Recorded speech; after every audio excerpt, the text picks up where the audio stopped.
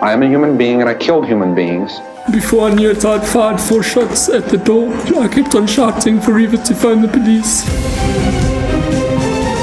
Tests are underway to determine if a serial killer is on the loose in Centurion, Pretoria. The dead won't bother you. It's the living you gotta worry about. In South Africa, 71 people are murdered every day. These are the stories of Africa's killers and criminals and what it takes to catch them. My name is Paul Llewellyn. I'm a journalist and a true crime filmmaker, and my co-host, as always, to discuss crime on the continent is Gerard Labuschagne, the former cop and current head of LNS Threat Management, who led the investigative psychology section of the South African Police Service from 2001 until 2016. In his time there, he worked on over 300 serial murder and rape cases, and he is our profiler. Please visit our YouTube page and subscribe. Search Profiler Africa. We're available on Apple and Google Podcasts, SoundCloud and Spotify. Simply search Profiler. Please share your favorite link. You can engage with us on our social media pages. Our Twitter and Instagram handle is @ProfilerAfrica. Please also join the group on Facebook. Questions, suggestions, we love them. So please do get in touch. You can also email us on profilerafricainfo, all one word, @gmail.com. We do put up stuff on the social media pages that are relevant to some of our discussions, so do go and check it out. Hi, everybody. So, thanks for tuning in again today. And if you've been an avid listener to our podcast, you'll see that every now and then we have a guest. And I think it's something Paul and I really want to do more often, to kind of expose people to different things, different professions, different experiences, etc. So today, it is a great privilege to introduce Dr. Hestelle van Staden, someone that I've known for 10 years, probably at least 12, 13 years. She's a senior forensic pathologist at the Gauteng Department of Health at the Johannesburg Medical Legal Laboratory, which is essentially the forensic mortuary, if I can put it that way, in Braamfontein, next to if you've ever been to the Constitutional Court, it's kind of right behind it. So not the greatest area to be operating in, but I suppose you're close to your customers.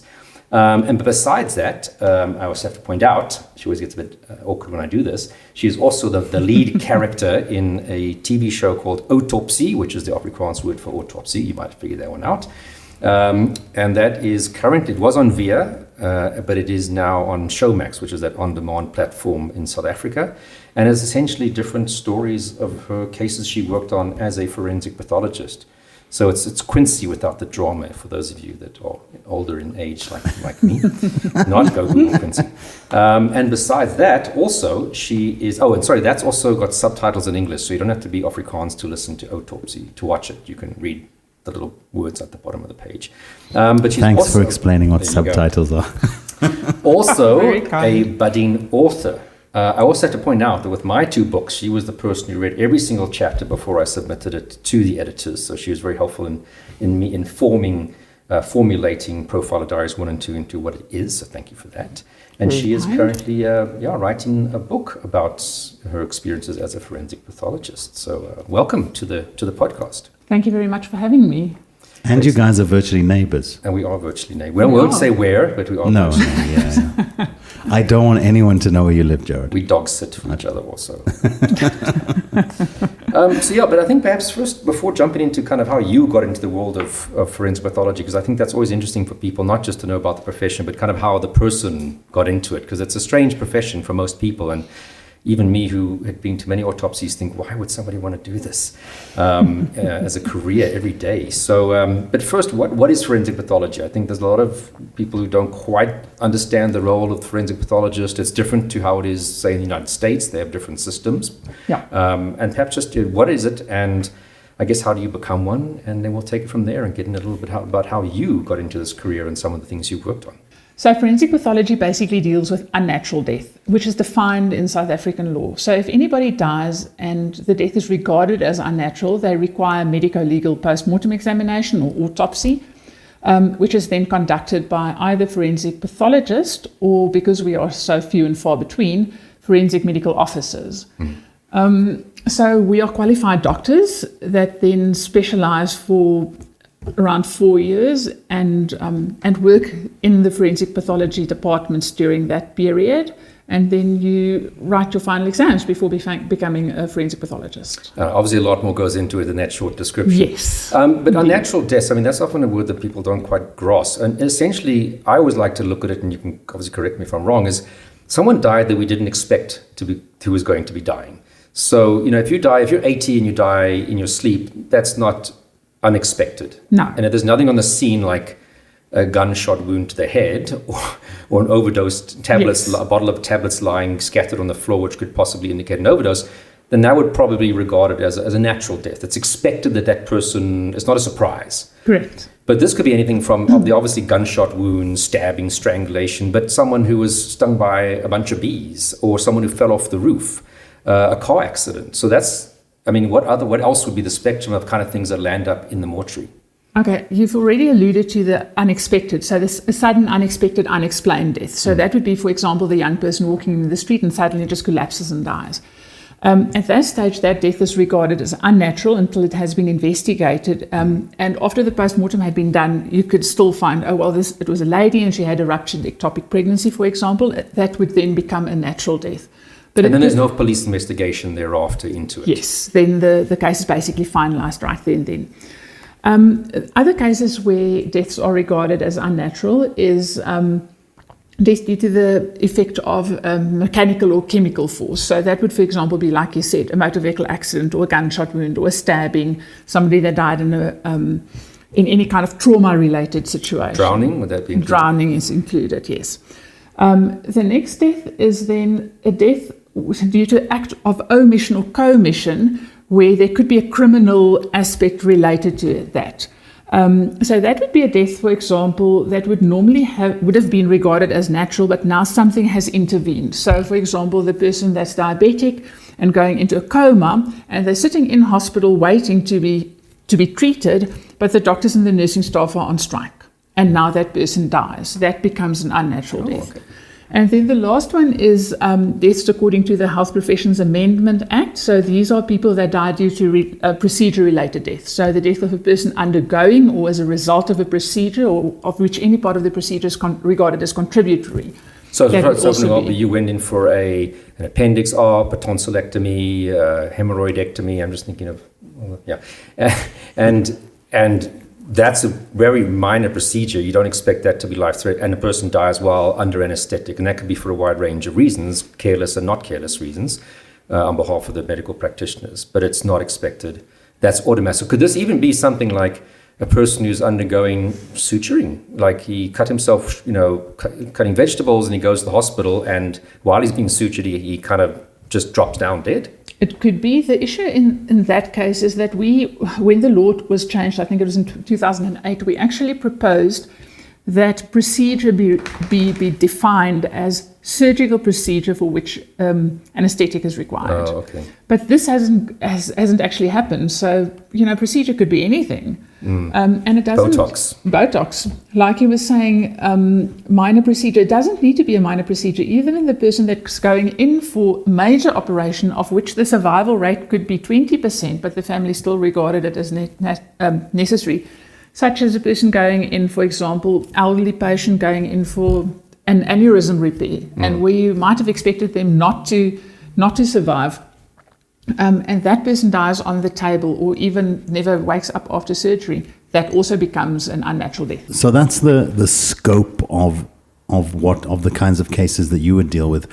What is, if we're going to hone in on some specific, what is the most common unnatural cause of death in South Africa, or in your on your beat?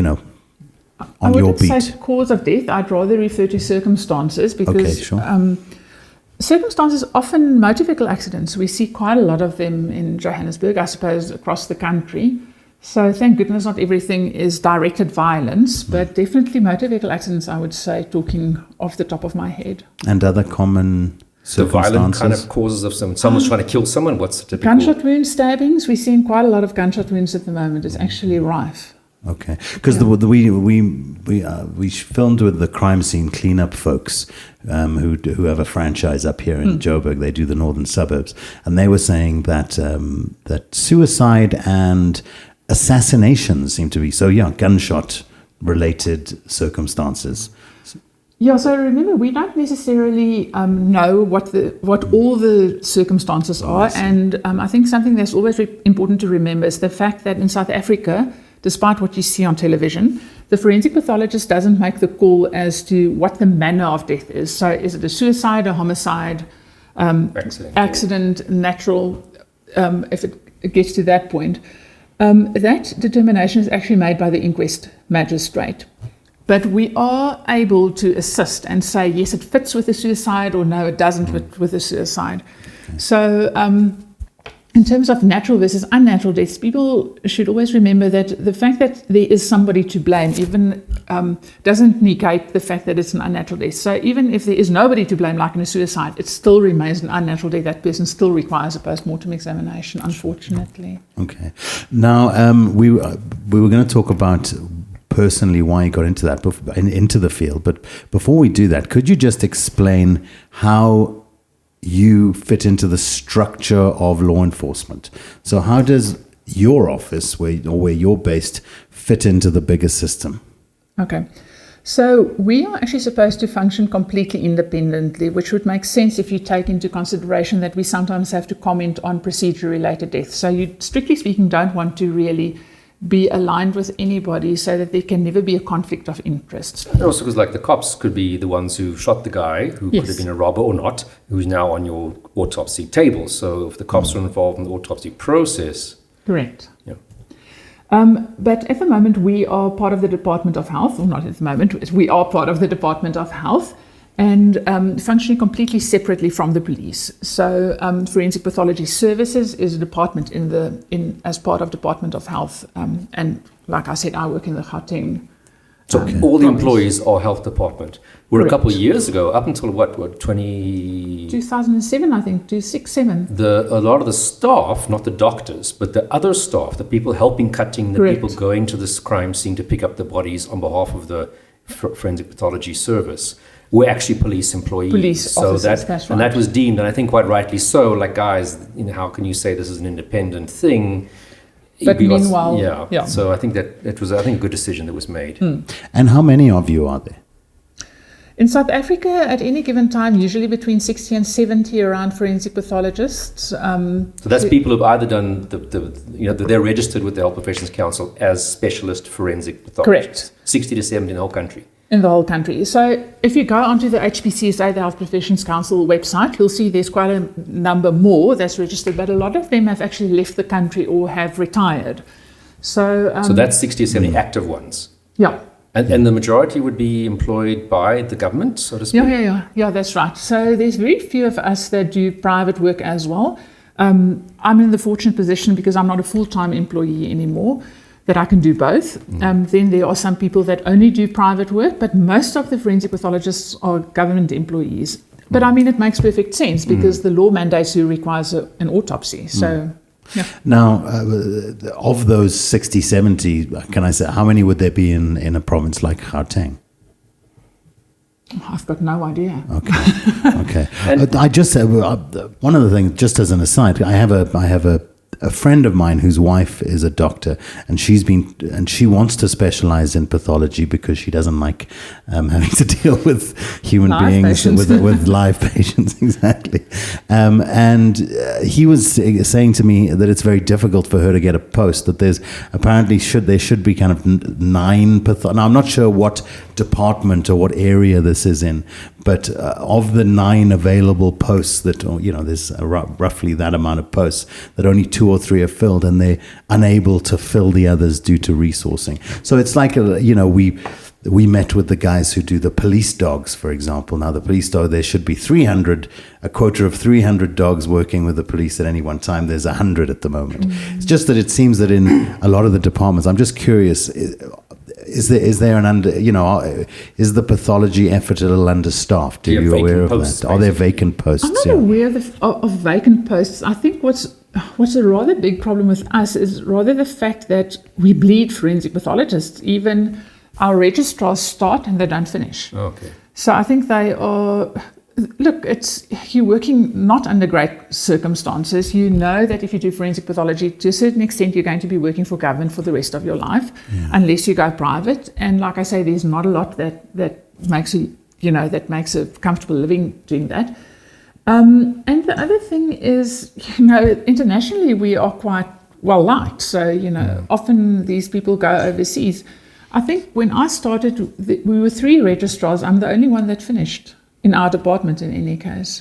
I can imagine that your typical pathologist in a couple of years in South Africa, it's kind of like being in the ER at like a Baragwanath hospital. Correct. That you are coming out of a relatively short period compared to maybe pathologists in other parts of the world where you're exposed to just so much. I would imagine that people are snapped up if they're coming out of this environment. We often laugh and say that it's the overseas guys that write the textbook. It's us that do the work and that see the numbers, because, we just see massive amounts of everything. The amount of trauma, just looking at Johannesburg, we are one of the larger mortuaries. Between Johannesburg, Germiston, and then there's Diepkloof and Roodepoort. Those are the 4 main ones covering Johannesburg, with Germiston and Johannesburg being the largest.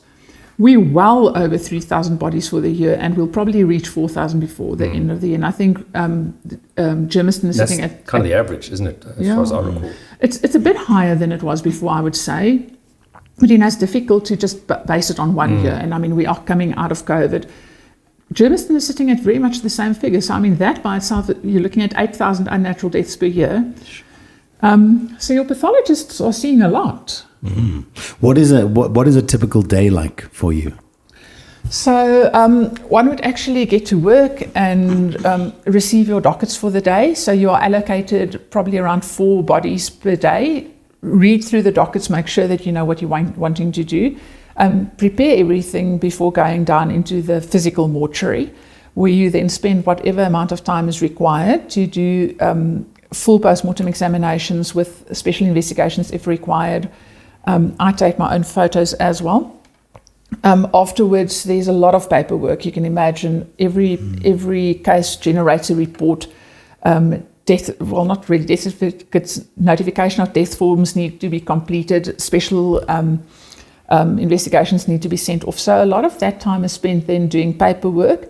And then obviously we are also often required in court. Okay. So how long, if you how had, long say, would 4 one bodies, autopsy take? Yeah, like if you say you got 4 or 5, you start at what time and what time would you normally be finished? And then perhaps each individual one from there. You might correct me because I often have to phone you afterwards. I usually start at around 8:30 and by 11ish you're done. Maybe a bit before, but I often have students following me around, so that makes you a bit slower. And I think with age, either age or experience, I think working in private as well, I've just seen what can go wrong, and it seems like I just need to check every I and dot every T. In the mortuary there in Hillbrow, how many pathologists? Because it's a one big space, and you all work together in the same space. So I imagine it fits 3 or 4 pathologists in the morning, or there's in fact 2 autopsy suites which we use, and the large one, which is probably the one that you saw, there's 3 pathologists working, and then there's a separate one where another pathologist works. So we do 4. So 4 pathologists per day. So you're doing 16 to 20 bodies a day together. Okay. Yeah. Look, if there's any after hours work that come in, we do postmortems up until 6 o'clock, around about 6 o'clock at night. Should there be people that needs to be autopsied immediately, that's usually for religious reasons, where the person needs to be buried the same day still. Those are then done afterwards. So that's as soon as they come in. Muslim faith, Jewish faith. Jewish as well. Anybody else? Hindus? Hindus sometimes, yes. So you do try to accommodate. I thought that's quite nice. Absolutely. That effort is put there by government to accommodate those religious beliefs for the family to less traumatizing for them. Let's go back to a question which has come once or twice. What got you into this field personally? Like Gerard said, it's not something that I think everyone wakes up and goes, "Wow, that would be a fun career option." Yeah, exactly. But that's exactly what I did. I thought that would be fun. You're going to laugh now. You're talking about Quincy. I used to watch Quincy as a child and Murder, She Wrote, and it just intrigued me. And then, so I always thought I wanted to become a doctor. And looking at that, I think I'm quite, I'm intrigued by things and curious by nature. And so I'd always, I always wanted to know more and wanted to see more. And then I read one of Patricia Cornwell's books, and it just gripped me. And it's like that penny dropped in that moment. I realized this is exactly what I want to do. So I actually did medicine She in order writes to about that characters that Case Scarpetta, who's a forensic pathologist. That's right. Okay, so those books by her. Okay. Yeah, so she's got a full series, and it's very well researched. She actually worked in, I think is it Virginia, Richmond, I think, in the medical examiner's office. And her work is I think it's very high tech. Some of the new books are way ahead of what we do, and I think some of them aren't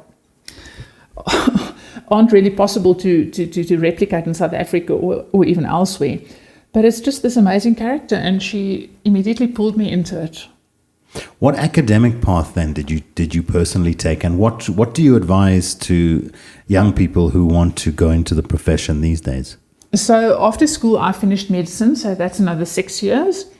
And then you have to finish your internship and then community service, which when I did it was a year of community service and 1 year of internship. It's now 2 years of internship and 1 year of community service. Oh, okay. Yeah, and I think I was quite traumatized after my ComServe year, I must be honest. It was just massively busy and there were a lot of things.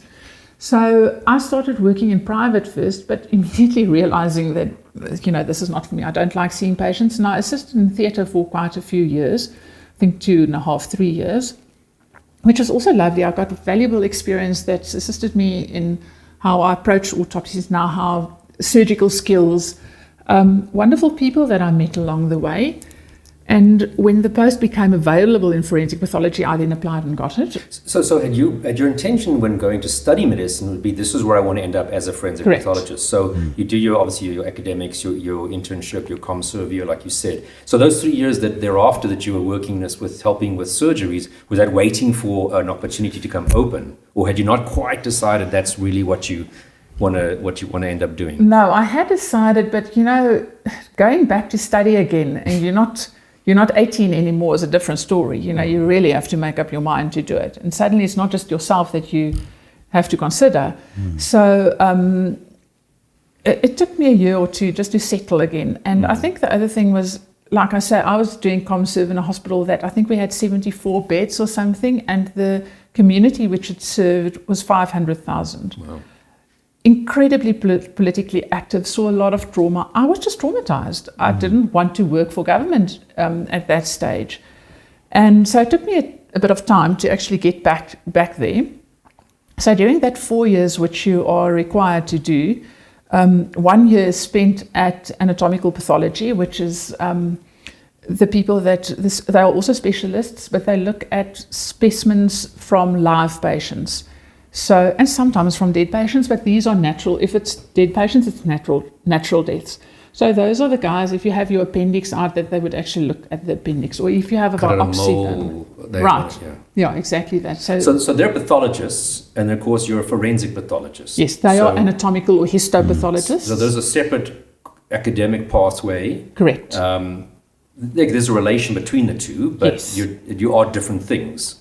Correct. The reason why we need to do anatomical pathology is in the cases that come to us to be able to recognize under the microscope what bronchopneumonia looks like or what this tumor is.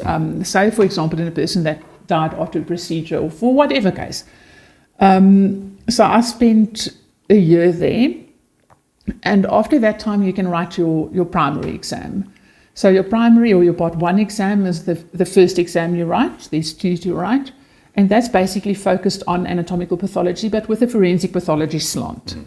So, they're not going to go into all that much detail regarding specific tumors and things. And all the while you're working. Because it's when you say post, that is actually a post as a doctor in a forensic specific department. Forensic pathology Correct. mortuary, for example, Correct. forensic mortuary. So you're actually working, already starting to do autopsies Correct. while you're actually learning how to do autopsies. So Correct. it's a working post. It's not an like in-service training post. You're not sitting for 4 years in an academic classroom and then you go off and do your practicals. You're actually learning on the job, so to speak. Correct. And in that process, writing your exams whenever it's the appropriate time. So it's it's not, for example, other people doing a master where you go sit in the classroom. It's a living qualification, Absolutely. Or living training, so to speak. Yeah, I started doing autopsies within weeks of starting there. So after I passed my primaries, I returned and then started studying for my finals. Well, I actually started studying for my finals right from the start. I used to, whatever I saw on the table, I went back and immediately studied whatever the case was. So I then wrote my finals after 3 years, I think, just after 3 years. But because it's a 4-year rotation, I had to still finish my time. So I was basically a qualified forensic pathologist, but I couldn't yet be registered as one because I still had time to do. And so at the end of, or middle of 2010, I was then appointed as a specialist forensic pathologist. At the moment, the HPCSA has changed the requirements. So now, so the exams I did, was through the colleges of medicine. So I'm part of one of the colleges, which is the College for Forensic Pathologists. So at that stage, you could either do a master's in medicine degree through the university, because we are joint appointees between the university, whichever university you choose. I was at WITS, and the Department of Health. So you could either follow the master's route, where you do a dissertation and exam through the university, or you could do the colleges of medicine, which is what I did. And both end up at the same point. You Absolutely. are then at the Health Professions Council a specialist forensic pathologist. It's just kind of two pathways. To get to both the same would place. work at the forensic pathology mortuary. So could you have had a colleague who's working Yes. with you, who's a registrar, who's busy doing it via the college, and another one is busy doing the qualification via the university? Is that Usually certain universities gave preference to certain routes. So typically WITS used to do the college. Oh. If I remember correctly, I think Pretoria used to favour the masters. But now it has changed. The HPCSA has actually changed their regulations, and you have to do both. Oh, wow. So you have to do your college and then do your masters as well. you're not then writing exams on stuff you've already written an exam for at the other place, so to speak? You'll do your academic master's exam, and then you're going to do a similar exam for the college. Is it No, not a I bit think of a... the master's is basically just the dissertation, so you don't actually have to write exam for that Oh, as okay. well. So it's a All right. dissertation, it's a research project. Okay, Yeah. sure. But either way, you've spent now how many years studying to become a forensic pathologist by Oh my that point? goodness. So it's the 6 years studying and another 2 doing conserve and another 4. So that gives you 12 if you count the 2 years in But you're between. getting paid while you're doing your specializations. So it's not as if, my God, you've got to find funding for 4 years No, to survive. no. You're getting paid. That's why it's a post that has become available. Correct. You do pay the university as well because you are a student at the university, but I mean you are... Salaried person. correct. Is the financial reward component something that also chases people away? How is it something you can make a reasonable living doing? Look, I don't think the salaries in government are bad, Okay. but compared to what you could earn in private, Yes. not specifically as a forensic pathologist, but in your other specialities, it's So like a there's no cardiologist comparison. working private practice who's busy is going to be very successful. Well, financially, earning a lot more than a More cardiologist successful. working for government. But it's Correct. not a bad salary. I mean, it's not I like agree you're with living in a hovel. You can No, of afford to course stay not. and drive a nice car. And Yeah. Yes. What does working in the private sector as a pathologist look like? Well, what I do is I'm involved quite a bit with cremations. So in terms of how that works is everybody that's cremated requires a certain number of, let's call them certificates, that are issued by sequential doctors in order to make sure that all the boxes are ticked. Because, I mean, once a person has been cremated, there's no going back. so if there's somebody raises a suspicion about that death later, it's, well, the body's been cremated. There's Absolutely. So I'm quite involved with that. But what I also do, so the other thing you could do is to do private post-mortem examinations. So these are natural deaths where the family just wants to know exactly what happened. Okay. So- Not necessarily they suspect that it was dodgy. No. It's just you want more information on how the person died. Absolutely. If they suspect it was dodgy, then the body should actually go to forensic pathology. But you can also be asked, even in a case where it's gunshot wound or stab in a strangulation, it goes to the government mortuary and an autopsy is done. You could be asked to be present by the family or do a second one later. Is Correct. that- okay. But, I wouldn't do that myself. I wouldn't do that at Johannesburg because the first thing that will be raised in court is, but you do have a vested interest. You've got students at that place and you work there. Yeah. So I would do that at a different facility. We call that doing a watching brief. So you are present whilst the post-mortem is being conducted, and you oversee, well, not oversee, but you see what the other person is doing. You can actually take your own samples, and you write, most importantly, you write your own report. So that was, for example, I think in Oscar Pistorius' case where Riva Steenkamp was shot, I think Dr. Reggie Perumal, a very well-known forensic pathologist who was private at that point, I think, watched the autopsy being done by, is it Prof. Scholz? Or Prof. Simon. Prof. Simon, sorry, who did that autopsy. That's the thing. I don't think he wrote a report, but I think he was present. He probably gave a report to the defense side, Okay. because, your report is due to not then to the And police. if he did, that's never become light of day, that particular report. Yes, apparently. But let's not go down that whole avenue, yes. So, but that's an example of...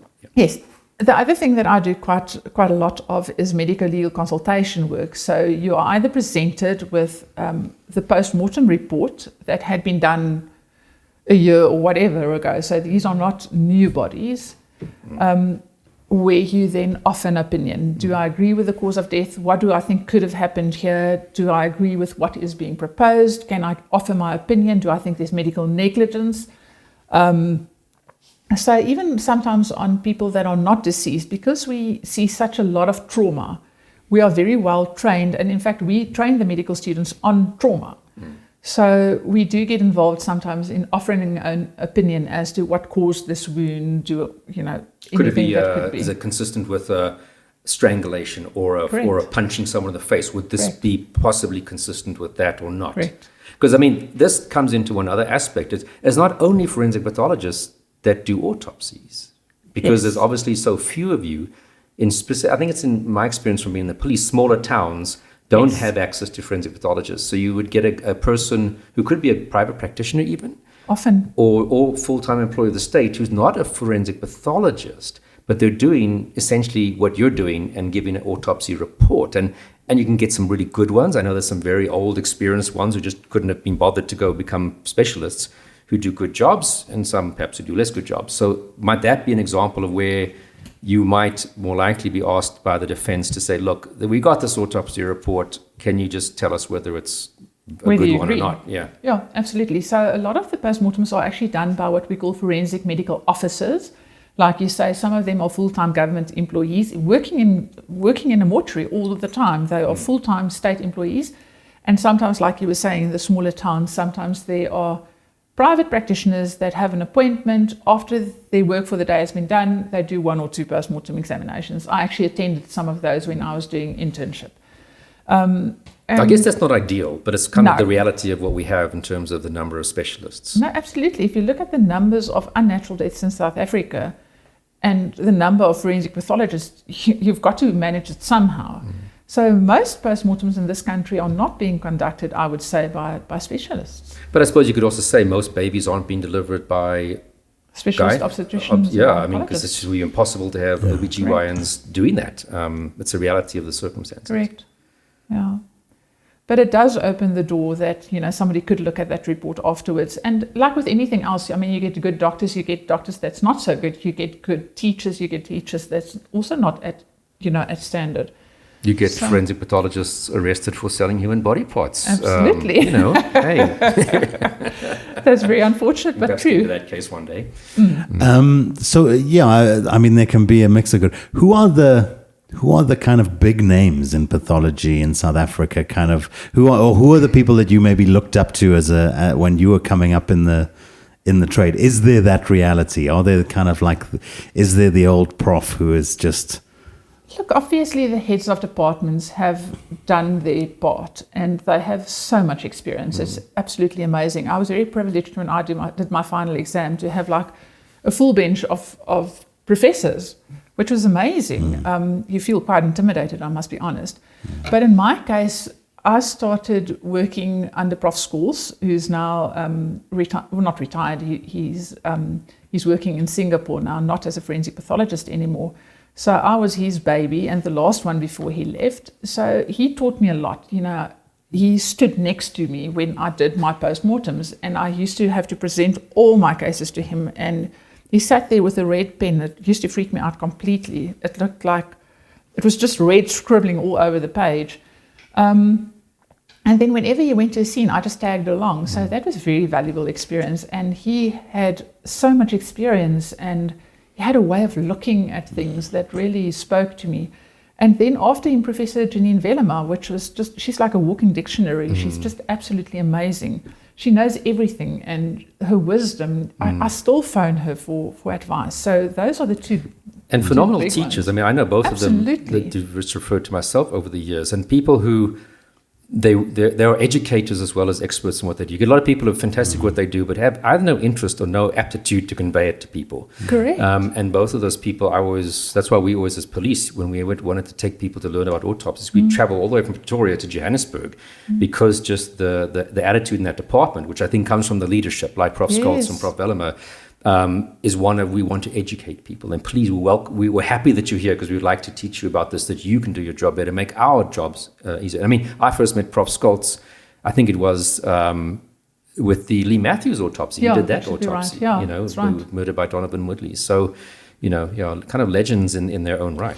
Now, all fair and well that, you know, these are two great examples of experts who have clearly handed on and passed on their knowledge. One of the things that comes up in our discussions fairly regularly, like with Gerard, the loss of Gerard's intelligence when it comes to, you know, his specific. No, I mean in the knowledge, the loss of the institutional experience. Let me get. Yes, I know I have a long-winded way of asking questions. Let me cut to the chase. So Gerard leaves the police. All of that experience evaporates with Gerard. Gerard leaves with Gerard. Is there a similar challenge in your field? Or is there an appropriate passing on of the baton to the next generation? Yes, there is. In terms of the head of department on our side, there's basically two. The one is a position and the one is a post. So the academic head of department at the University of Witwatersrand is the one, and that's the position. And then the other one is the post of chief medical specialist. That's through the Department of Health. So Professor Velema and, in fact, Professor Scholz before her occupied both. So hectic. Yeah. So after she resigned earlier in the year, the academic post has, Dr. Shakira Holland has taken over from Prof. Velema. So she's amazing, and she's really running a great academic program. And I really think the baton has been passed on to somebody very well experienced and a great pathologist. The chief post hasn't been filled yet. So that's so just to clarify for the listeners, the one is kind of running the academic program. What are we going to teach forensic pathologists in the 4 years that we've got? And the medical students and law students, wherever we are involved. Academically involved. So that's a university position. That's right. And the other one is kind of like not running the mortuary, but your job is at the mortuary. Are the doctors doing their job properly? How many are cutting? And do we have overseeing enough all staff? the mortuaries in the southern cluster of Gauteng. So that's two huge jobs. And I think it's very good that they've separated it. Absolutely. It's massive involvement. But I do think there's carryover of the knowledge. And I phone both Professor Scholz and Professor Velema still. If I need advice, I phone either one of them to this day. And there's never a problem that they don't want to discuss the case, that they don't want to help you. So there's definitely knowledge to be gleaned and wisdom from them. And I try to do the same for whoever contacts me. My number's running around everywhere. So I think it's something that we owe, paying it forward to other people. And I think just on a side note, Dr. Holland, for example, was very involved in the autopsies for the Moffat Park serial murderer, which I don't know if we've covered in our series or have spoken about, which was a bunch of murders taking place in, obviously, the Moffat Park area a couple of years ago. So I think if I remember correctly, she actually did a master's degree on master's that dissertation with, was on it. who did it? With Mike. Yeah. Well, plenty more to talk about. We'd like to talk about some cases and, some interesting experiences that you've had in the course of your career, as well as how you deal with, I think for the average person, there's also some of those questions of, how do you get over that hump initially of the gore, the kind of knowing that you're dealing with somebody that was a living, breathing family member to somebody? We'll talk about that. Subscribe to our page on YouTube at Profiler Africa. Just search Profiler Africa. We're available on iTunes, SoundCloud, Spotify, Google Podcasts, Apple Podcasts, you name it.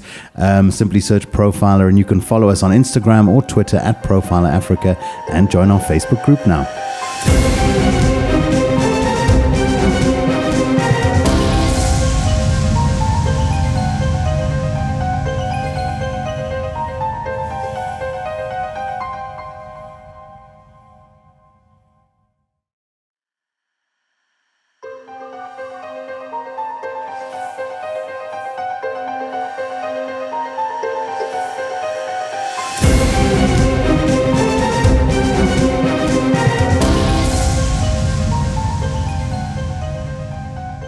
Right, so today we are discussing forensic pathology with one of my dear friends and forensic pathologist, Dr. Hestelle van Staden, who is a senior forensic pathologist here in the Gauteng province, Department of Health, and works at the Johannesburg Medical Legal Mortuary, which is in Braamfontein, just behind Constitutional Court.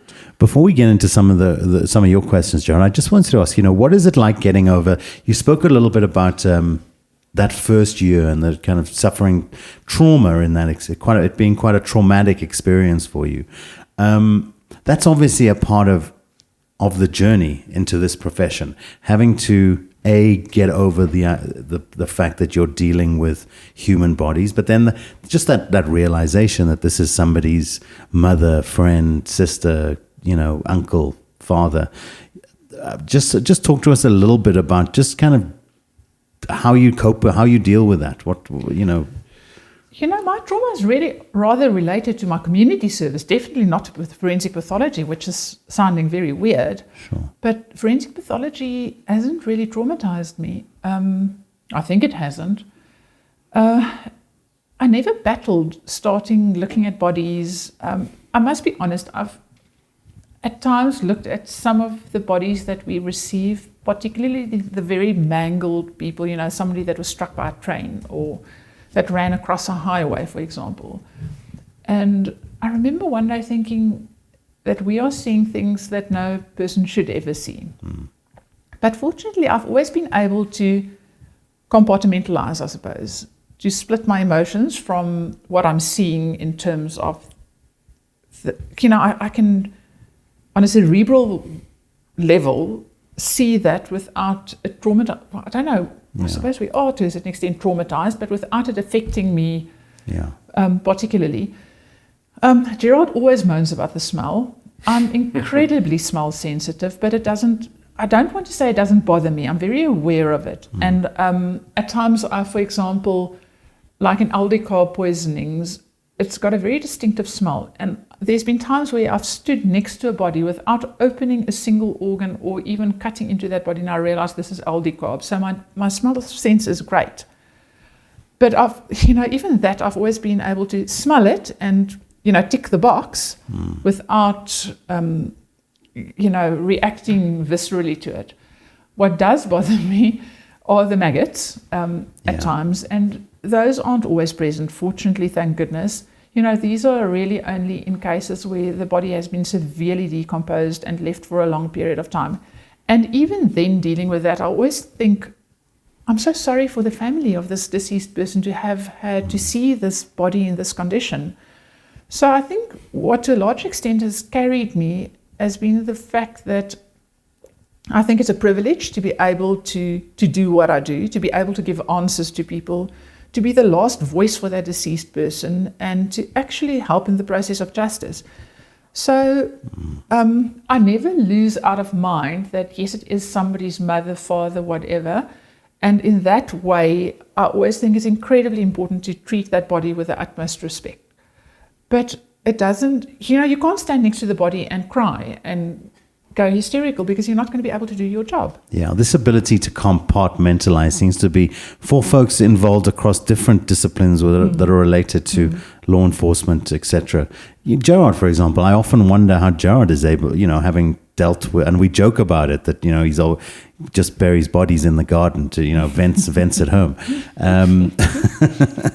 But it seems to be a common trait, whether you're speaking to a detective who's, or a Gerard, this ability to be able to walk away from it at the end of the day and leave it at work, and to be able to kind of separate these things a little bit seems to be the trick. If you've got that inherent ability, then it seems to be one of those things that helps you to be kind of suited for these types of roles. I don't think you could do it otherwise, to be quite honest with you. You mentioned the maggots.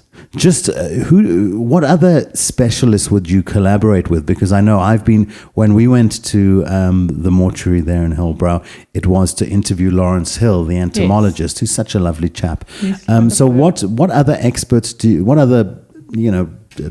who else do you collaborate with, the likes of entomologists, etc., in the course of your work? Yeah, so obviously you've met Lawrence.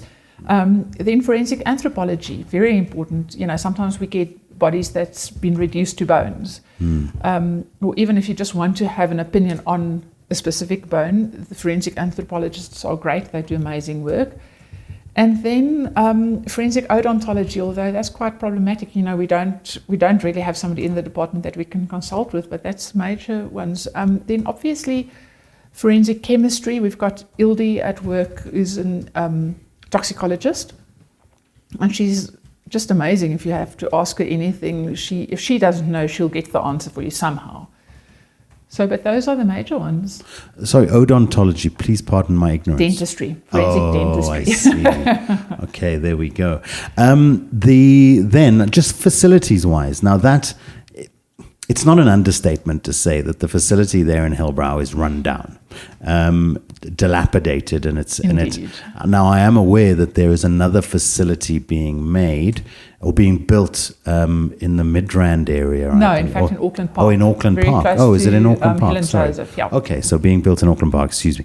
Tell us about the facilities. How is the facility in Auckland Park going? Is it nearly ready or?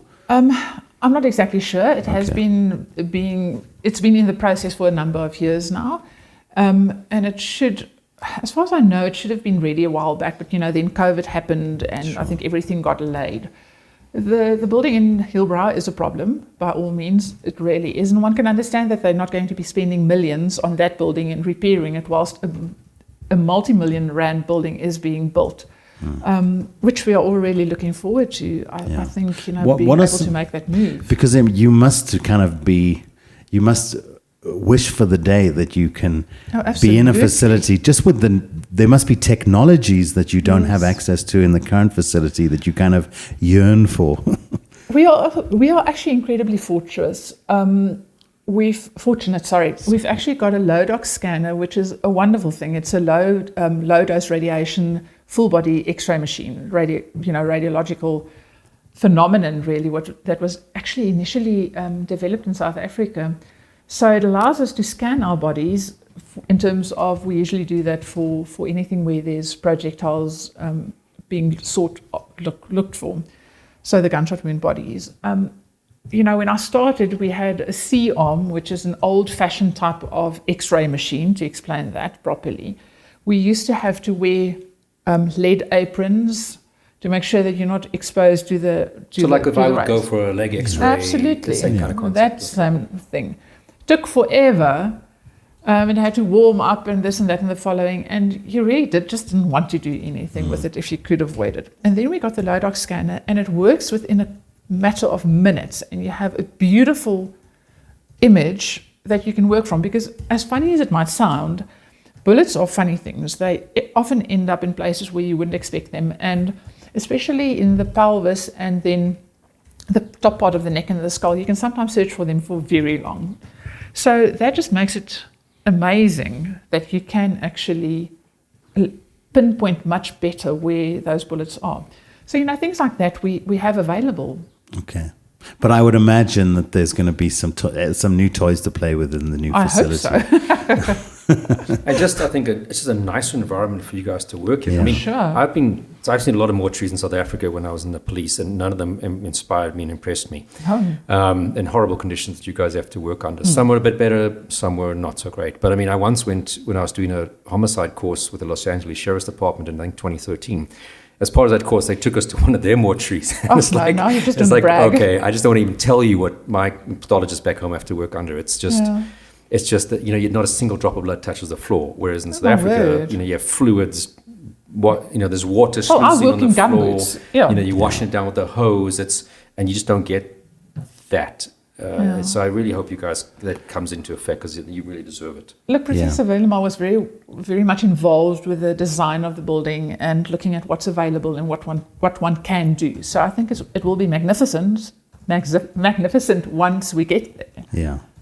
All right. Well, let's hope they can get that together soon, and let's hope there's a good solid power supply to the building as well. I would imagine so. Probably have to be dealing with load shedding like the rest of us. Gerard. Yes. So a couple of things that I think the listeners would find interesting, that I definitely found interesting. If you watch American programs, the Forensic Pathology team or coroner's team, whatever you want to call it, goes out to the crime scene and examines the body in sight. Is that something that happens? How often? Why not? If not, etc. And perhaps some interesting tales you might have to tell about being called out to a scene. No, I think it's both of our bugbear, which is exactly why you went there. It is a problem. It's a major problem. We are not called out to the scene as we should. Whose responsibility is it to say, pathologist, can you please come out to our scene? The police officer on scene.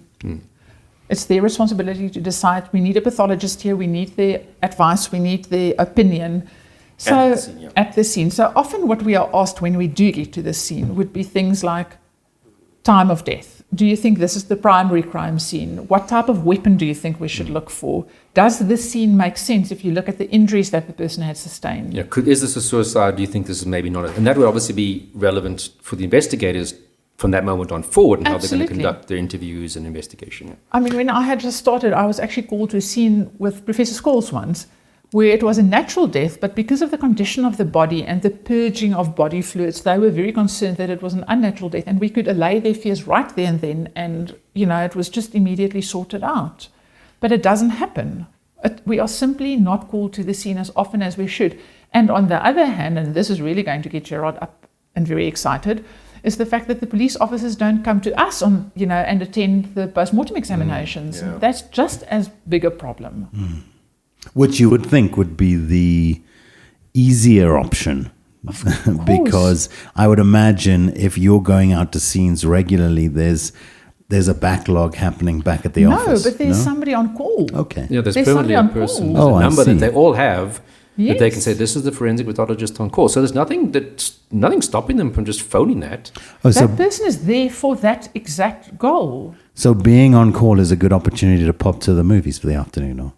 Because that chances are the detectives aren't going to call, so I'll take the afternoon off and go hang by the pool or whatever. Yeah, look, I mean, I've been called out at funny hours of the day. How often then in a month would you be, or in a year would you be called out? I'm not a full-time employee anymore, so I'm not doing that kind of thing anymore. But I mean, we used to be called out definitely more often than what I get the impression happens at the moment. Okay. But even then, even when I started, it wasn't that often. And the aspect of cops coming to the autopsy, which they're supposed to do, although if you speak to the crime scene guys or detectives, they'll tell you it's not their job to do that, bizarrely. I think it's like 1% of autopsies ever are attended by a member of the South African Police Service, which would be either the detective, ideally, because he's his or her case, or the crime scene person who was at the crime scene, the CSI person, or even IPID if it's a police who did the shooting, IPID.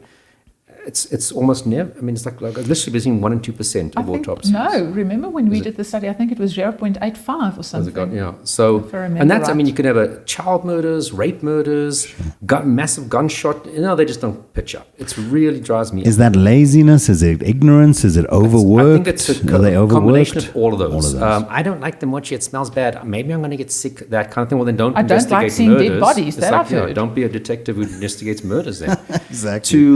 It's not our job. It's the mortuary takes the samples or the exhibits and takes the photographs. It's not their job to do that. So it's partly misunderstanding, plus I think willfully not wanting to understand because they don't feel and also like, now I've got to spend 3 hours at an autopsy where I've got other things. So I think it's a mixture of a whole bunch of things and also just bad management because detective commanders should be saying, you should be at the autopsy right now. What the hell are you doing in the office? Yeah. So it's...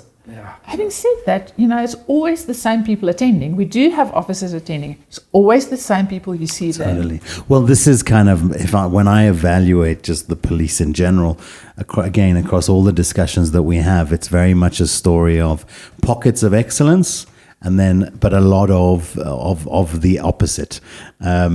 But where the excellence exists, it's the best. These are the best practitioners in the world, and it's such a shame. It's such a sad contrast in the police. I had a police officer with me yesterday, and one of the doctors with me remarked, "This is exactly the type of person you want. This is the example of a good police officer, and it's the truth. Yeah. If there's one of his cases, he's always there." Yeah. Talking about cases, Gerard, you were going to you've got some questions lined up. What's your next? Because we were going to get to some good examples of cases. Am I jumping the gun? Yeah, no. I mean, both my questions kind of relate to things you've done. So, firstly, I think just out of curiosity, have you ever had to autopsy someone you knew didn't necessarily know personally, or someone who you did actually have some personal knowledge of, if not necessarily directly knew that person?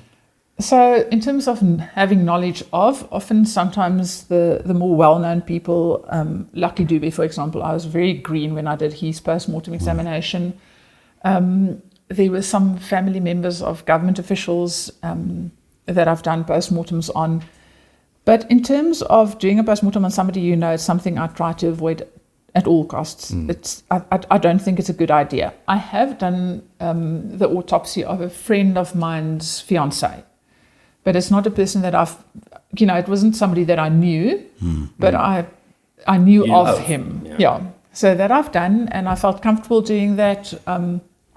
But as a rule, I try to avoid doing anybody too close to home. It's harder. So it's not unfair when I've asked you before, if I ever die unnaturally, please do my autopsy. Yeah, you don't have to. Consider it. You don't have to. I get it. I understand Rather why. don't die from unnatural causes. Like DJs, you can put in requests, Jaron, maybe, Yeah, that's true.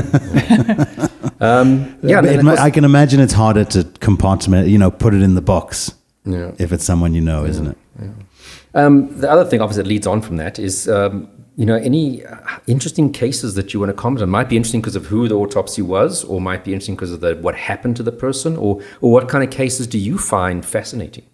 I think the one thing one should always remember is that people are very fascinated by this whole idea of a high-profile case. But to that person that's died, to their family, every single case is a high-profile case.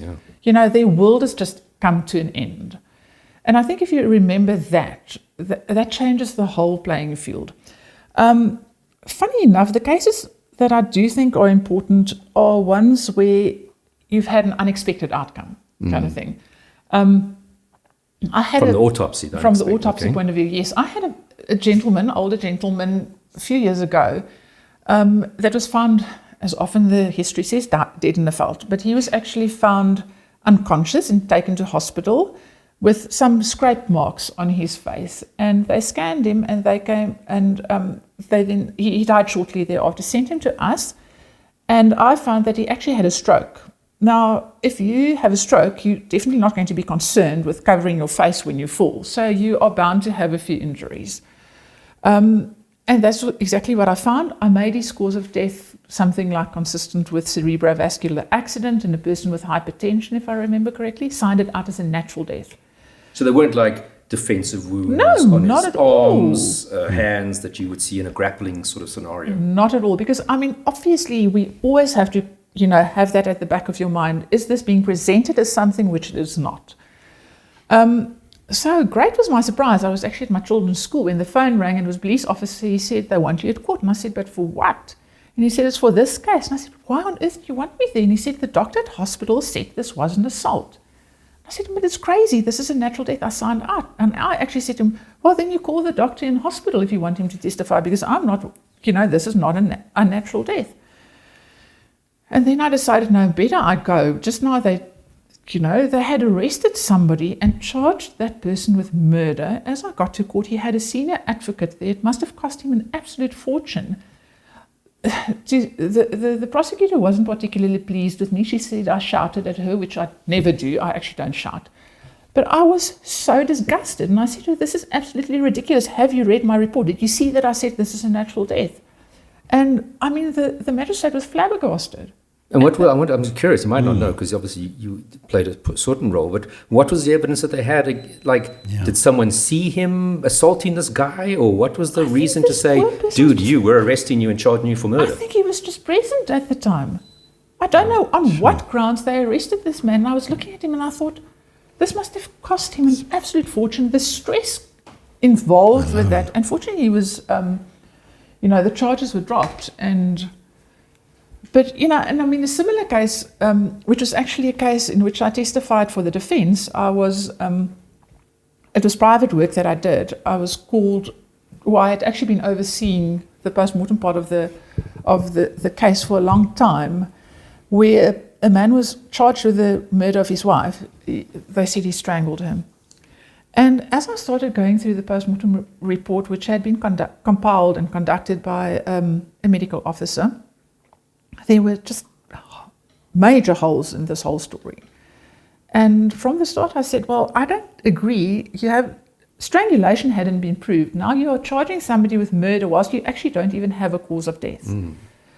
And it took me a few hours on the stand to bring across everything, because strangulation is a very difficult diagnosis to make, and there's very important concepts that needs to be explained. And one doesn't always realize that the legal professionals, including the presiding officer, who is a judge in this case, are not medically trained. So they have a basic understanding of medicine.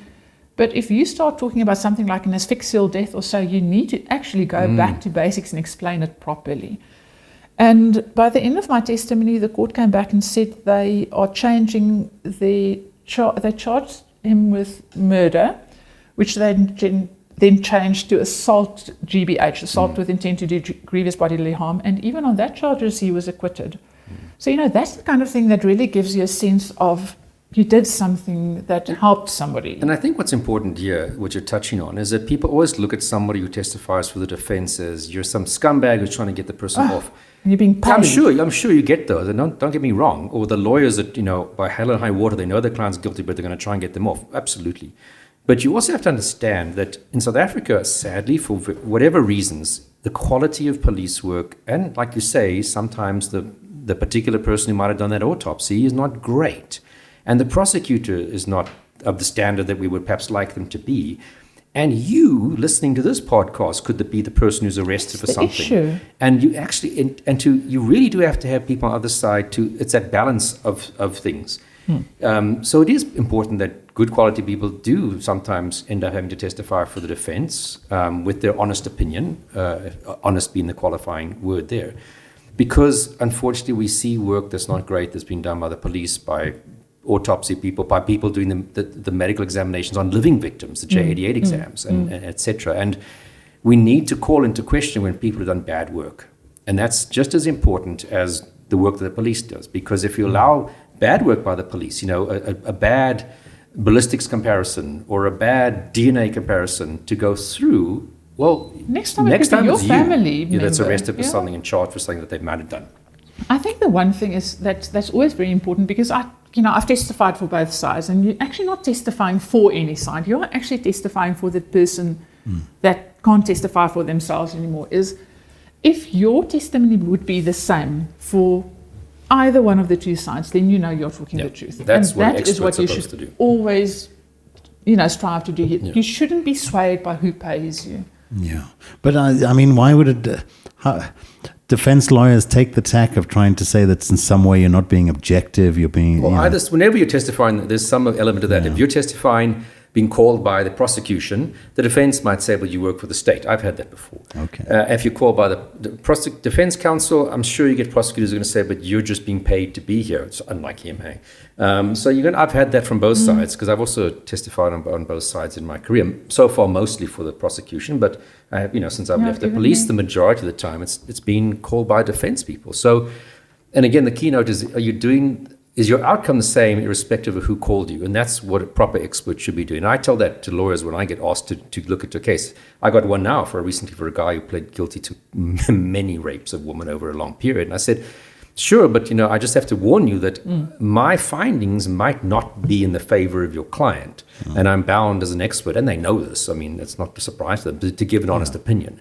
And sometimes I don't hear back from those lawyers, and that's great, because I only want to work with people who say, Gerald, I just want you to give me your honest opinion. Yeah. Whatever it is for my client, we need to know what we're dealing with. And those are the lawyers I'm very happy to work with. Yeah. And I've had it even when I was in the prosecution. They once called me, and I had to say, look, I don't think this murder was premeditated.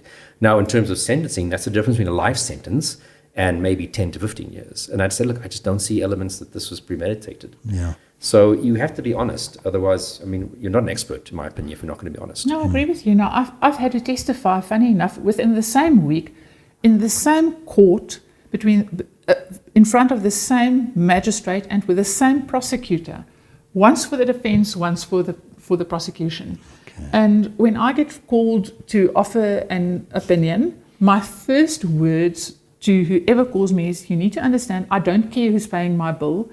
I am going to give you my opinion. You can take it, you can leave it, but I'm not going to change it because of who's paying me. For sure. Deal with that. Yeah. Okay, well, good. What about cases you guys have worked on together? Sure, we were thinking about that the other day. There was Yeah. definitely one of a guy, security guard, who killed a little security girl. guard with a little girl. We definitely, I've often asked you about your opinion. I've done some stuff since I've left the police. Recently we had a shooting case, and I'll often ask your opinion, although you weren't testifying in the case itself.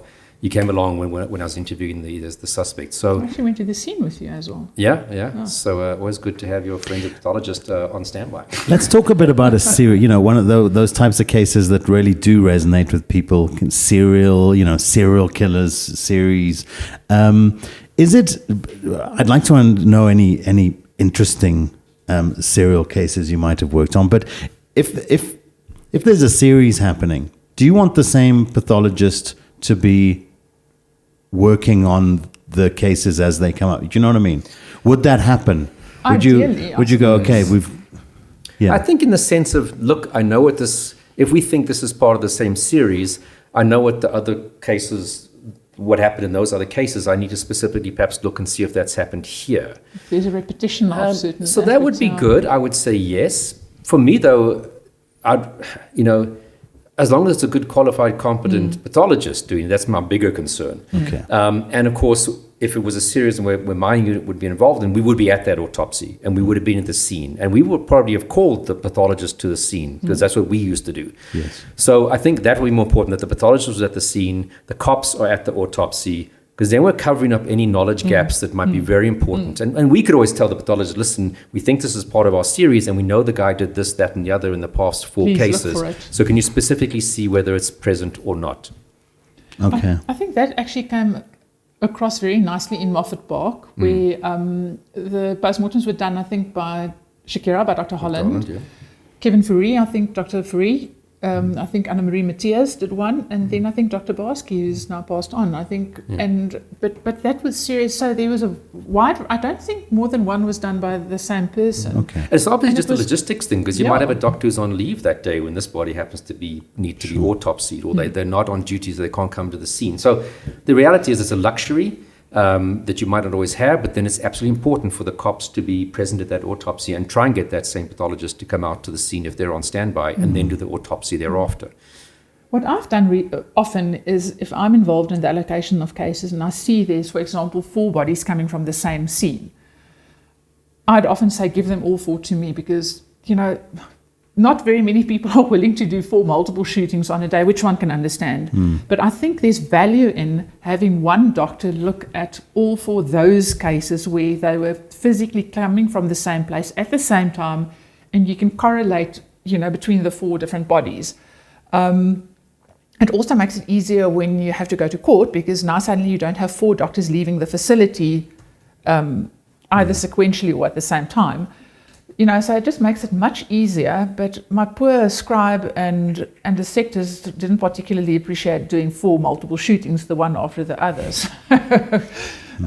But I do think there's value in doing something that way around. Have you ever come up against cases where it's you versus the perpetrator, where somebody's clearly tried to cover up the actual cause of death, or tried to kill somebody in a way that is not going to be easily interpreted, or do you know what I mean? Attempting to mask what they've done. If we say yes now, then we'll have to admit that they got away with it. Or just have you picked up where this is staged? Where, hang on, this actually isn't what initially it came in looking like. Where there were strangulation versus hanging versus or something else. I actually thought when you started speaking about where it's us against the perpetrator, I actually thought of that little girl where the guy actually started threatening everybody and anybody around him. I felt very threatened. Okay. But I'm trying to think. It's very difficult actually, because most people think they know what to do, but they don't actually. It's very intricate. Staging, for example, as we saw in the Jason Roeder case, staging a hanging or a strangulation as a hanging. It's not all that easy to actually hang another person. It's something I often have to explain to people. It's quite difficult to do that. I'm sure if they had enough know-how, somebody would be able to do that. But we keep on searching for the answers. If you have a body, say for example, somebody was injected with something, and that person's lying before you, and this person wanted to stage it as a natural death, if you don't find that perceived natural death, we would keep on searching, do a histo, do a toxicology until we get to the answer. So I'm sure. So there's nothing, his heart just stopped. There would be a cause why the heart stopped. Absolutely. And you would be able to pick that up as a forensic pathologist. Yeah. Oh, he had this heart issue or condition, or Correct. history would have said, oh, we knew he had a particular condition. Yeah. So I suppose the Dexters of the world are getting away with it, and those bodies aren't actually coming across a pathologist's table. yeah, buried at the bottom of a lake or something. Any other high profile or interesting cases that are noteworthy? Oh my word. Well, you mentioned Lucky Dubé as one that was Yes. public, and I know you've spoken about that on Autopsy. On Autopsy as well, and I'm covering it in the book as these well. bodies recently found in Johannesburg, for example. Would you be involved in cases like Sifiso that? Nkwazi. Yes. Oh, is that the name now? That's the Is that 20-year-old's the name. Yes. Yeah, I wasn't actually. I walked past one of the bodies, which is probably the closest I got, because I was already allocated some other bodies on the day. So I saw one of the ladies there, but I wasn't involved in doing the postmortems, no, unfortunately. Now, those were allegedly all quite decomposed. How does that affect your job as a pathologist to do an autopsy on a decomposed body? It makes it very difficult at times, and I don't want to give anybody any, ideas. Yeah. But it can make it really quite difficult because you lose evidence as the body decomposes. For example, DNA is only available, or perpetrator's DNA. Obviously, the deceased's DNA would remain there. But you might not be able to retrieve DNA as easily as you should have. It also makes the autopsy to the person attending, like the police officer, and even to us, it's not particularly pleasant because there are certain smells and looks associated with decomposition, which is not nice. Yeah. But the other thing is the organs can become so, decomposed that you might actually struggle to see what you should. You can. So the soft tissue is not reflecting what it would have on day one of Correct. that, if it was been a murder of some sort. For example, the brain completely liquefies over a period of days. So say you had a gunshot wound through the head, you will still see the defects in the skull, but you cannot, for example, properly track the wound through the brain. I mean, it's not going to make much of a difference in terms of your report. You will still be able to determine the cause of death in such a case, but in like other strangulations cases, and stabbings. very difficult. Strangulation, again, Moffat Park. Some of the causes of death were unascertained due to decomposition. As we had with Quarry. Yeah. Being a true crime watcher myself, I'm under the impression that a strangulation is identified by that. There's a little bone. That's what always comes up into, if that thing's broken, it's a strang. Is that like just for the movies, that is kind of a given? It's very important that you do what we call a bloodless dissection of the neck, which is something I'm busy describing in the book at the moment, Gerard, which you will still read and edit. But the issue is that you need to really look at the separate layers in the neck. There's something called a Gordon-Prinsloo phenomenon, which was described in South Africa, which is, I think, amazing. The issue is the bones in the neck aren't always fractured. There's the hyoid bone and the thyroid cartilage. And even if they are fractured, it's basically just an indication that there was trauma applied to the neck, force applied to the neck. So, for example, somebody in a motor vehicle accident where the neck strikes an object or something strikes the neck, you could also find fractures of that nature.